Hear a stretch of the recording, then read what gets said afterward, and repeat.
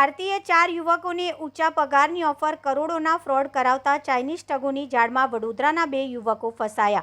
સુરત પોલીસે એક યુવકને છોડાવ્યો. ન્યૂ સમા રોડ યુવકનો મોબાઈલ પાસપોર્ટ લઈ બંધક બનાવ્યો હોવાની આશંકા.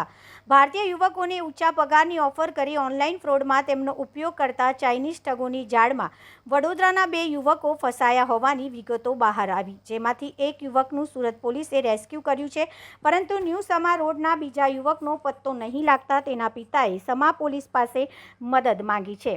તાજેતરમાં સુરત સાયબર સેલ મ્યાનમારમાં ભારતીય યુવકોને ગોંધી રાખી કરોડોના સાયબર ફ્રોડમાં ઉપયોગ કરવાના ચાઇનીઝ ઠગોના મોટા નેટવર્કનો પર્દાફાશ કર્યો છે, જેમાં વિદેશમાં રૂપિયા કમાવા જનાર યુવકોને વધુ પગારની લાલચ આપી પાસપોર્ટ અને મોબાઈલ આંચકી લીધા બાદ તેમને 1 વર્ષથી પુત્ર વિહારમાં ઝૂરતા પિતાએ એજન્ટોની તપાસ કરવા સમા પોલીસની મદદ માંગી છે.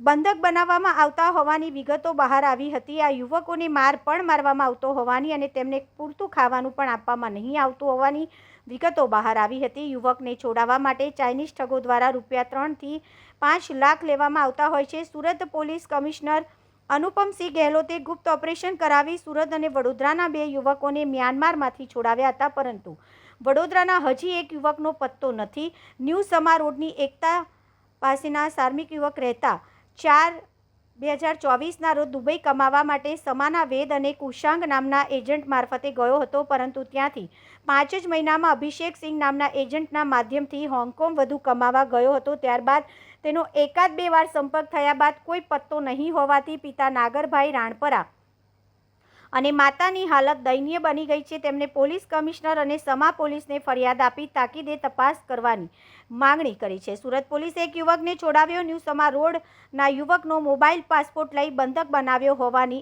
આશંકા જતાવવામાં આવી રહી છે. મારા બાબાનું નામ તુષાર નાગરભાઈ રાણપરા છે. એ અહીંથી દુબઈ કામ કરવા માટે ગયેલો અને એ બધું કામ નાનું મોટું કરી લીધો. એટલે કામ માટે ગયેલો એક એજન્ટ મને મળેલો, મારો મિત્ર. એજન્ટે મને કીધું હું તમારા બાબાને મોકલી આપું. મારા બાબાને મોકલવા માટે એને મારી પાસેથી પૈસા લીધા. મારી પાસેથી 1.5 લાખ રૂપિયા લીધેલા છે. કેશ રૂપિયા મેં એને આલેલા. મારી પાસે નતા, બહારથી લાવીને મેં એને આલેલા છે. બરાબર છે. આજની તારીખમાં મારી મિસિસના દાગીના પણ એ ગીરવે મૂકેલા છે, પૈસા આપેલા હતા.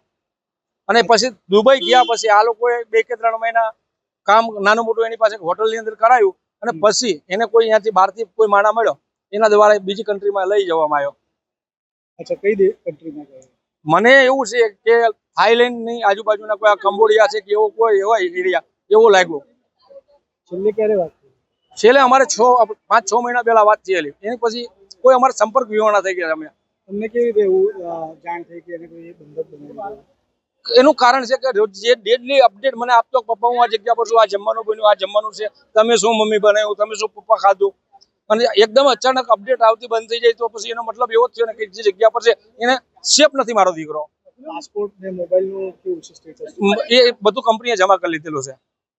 કંપનીએ જમા કરી? કંપની. હા, શું અપેક્ષા છે? બસ કમિશનર શ્રી અને ગુજરાત ગવર્મેન્ટ અને કેન્દ્ર ગવર્મેન્ટ શ્રીને એક જ વિનંતી છે કે અમારા બાબાને જેમ બને પરત લાવી આપે. શું નામ છે તમારા બાબાનું? તુષાર નાગરભાઈ રાણપરા.